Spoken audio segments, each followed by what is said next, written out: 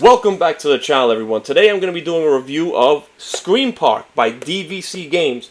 First and foremost, I want to thank DVC Games for sending me this copy for a review. So Scream Park is a 1 to 5 player card drafting game where you're trying to build the best haunted house. Like I said, similar to Seven Wonders, you're going to be dealt a hand of cards, pick 2 cards, utilize those cards to build rooms or do other actions. So let's get to the table real quick. I'm going to show you how to play. It's not a complicated game at all. It plays in about 30 minutes.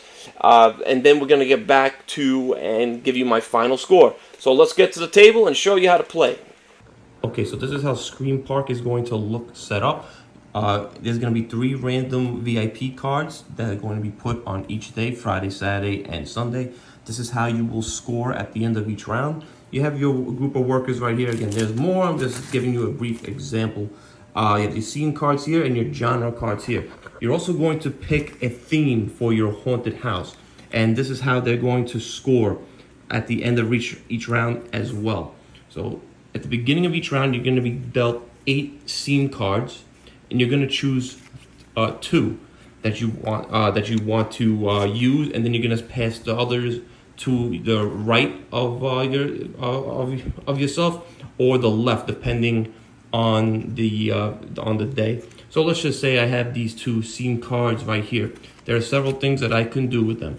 Now, at the top left, you're going to see the victory points that you're going to get for having this scene. These are the requirements that the scene needs.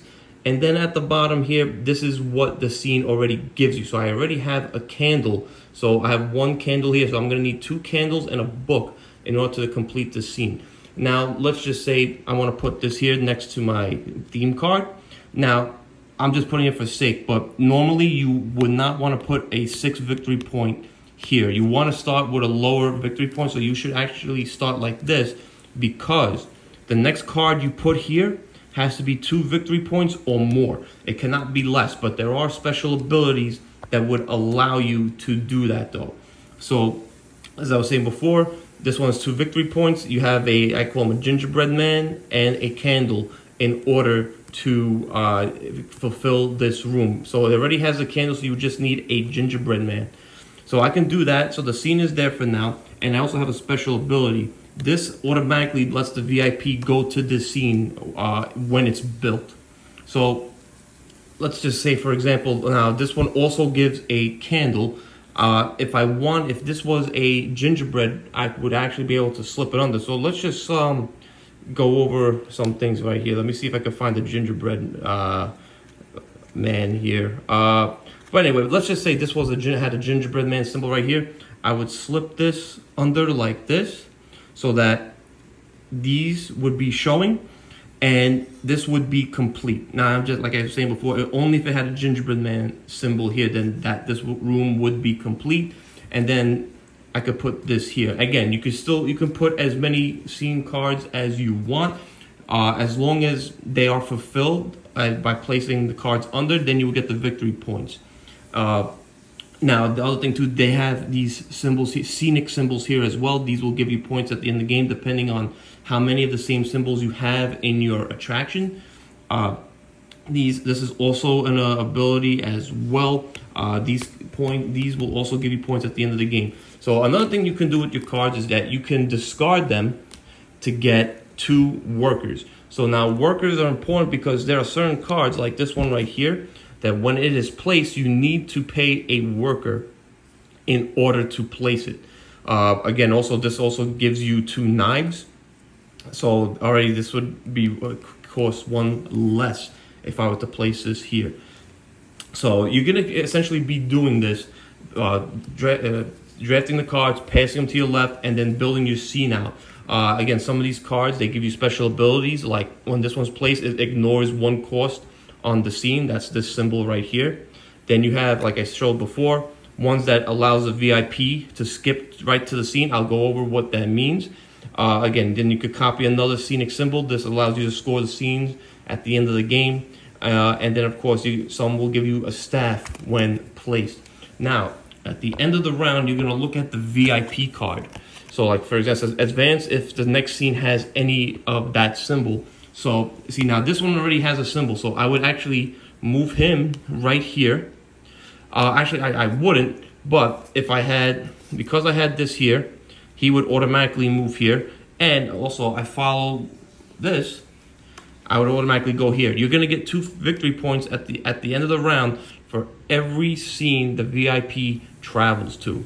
Again, and it could be from the cards here or from special abilities here as well. And you will also score from your theme card as well. So for each scene that has a knife, I will score 1 victory point, and for each scene that has a candle, I will score 1 victory point, and it will go around the board here.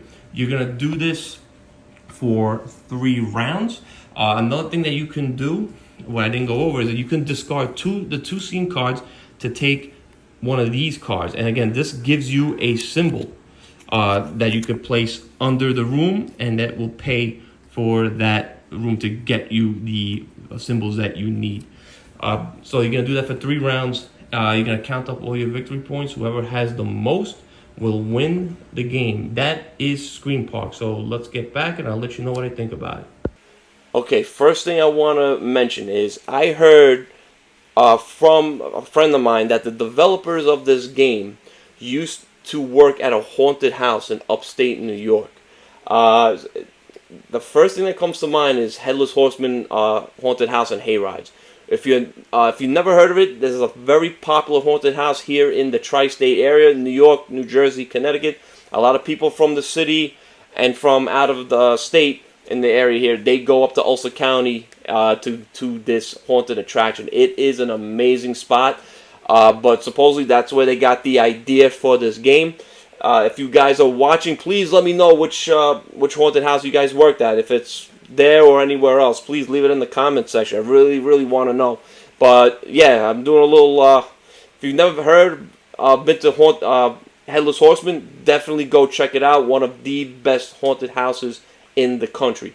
So, going on to my review. First things first, let's get into the artwork. The artwork is fantastic. I'm loving the artwork on this game. It's got that very gloomy. Again, you have the black and white feel, but you also have the colored cards. They look great. The table presence looks amazing. I love the cloth. Board. Again, cards are really good quality as well. Like I said before, it looks really good on the table. The art fits the theme so well, and that's another thing I want to get into next. I am in love with this theme. Again, you know me. I'm a big horror fan. Love the whole haunted house theme. I know I sound hypocritical. I don't really go into haunted houses that much. Not a fan of people jumping out at me. It's a long story. If you jump out at me, prepare to get decked. That's one reason why I don't really go into haunted. But again, I love that whole theme. It fits so well here. And I do like how you, depending on what card you get, it adds the replayability of what kind of theme your haunted house is going to be. Again, you don't always have to follow from what kind of themes you score off of, but again, it does help a bit. But yeah, theme on point. Gameplay, love the gameplay. Is it 7 Wonders? 7 Wonders is a much more interactive game, in my opinion, because of those military cards. But you still have to be mindful of what you're giving your opponent. You have to look at their theme cards, and so depending on what you're drafting and what you're giving to them, you can really help them out a lot and put them ahead. Because sometimes those themes, depending on what themes are in each scene, it could really put them ahead.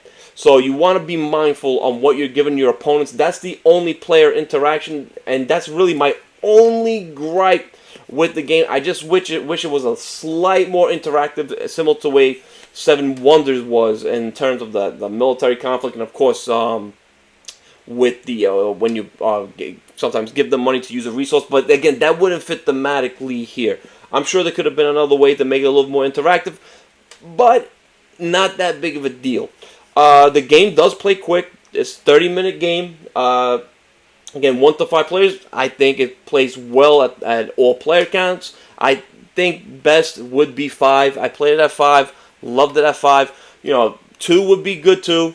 but 5 I think is the best because you want to be you like seeing what everyone's theme card is and how their haunted house plays out. I do like the way that the scene cards work.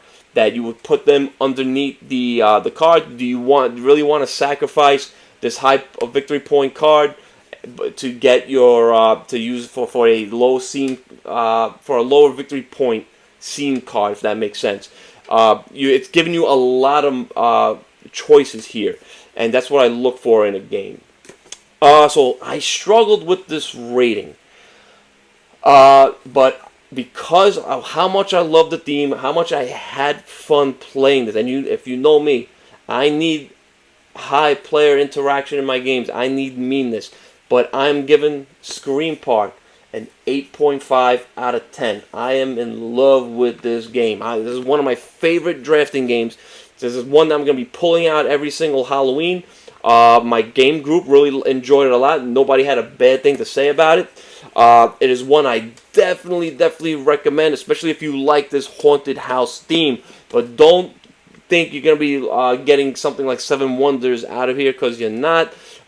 Really go, if you're going to go for a card drafting game, go for the theme of this. It's so much fun. I really enjoyed it. Again, I can't thank DVC enough for sending me this game. I'm glad they did. I had so much fun with it, and I highly recommend you pick it up. 8.5 out of 10. So that's going to do it for today, guys. Please, if you like this video, like and subscribe to the channel. It helps so much. We're getting so much content, so much stuff in to help with you guys, so we can make these videos. But I hope you guys enjoyed the video. If you have any questions, leave them in the comment section. I try to get back to everyone as quick as I can. But that's going to do it for today, guys. Have a great one.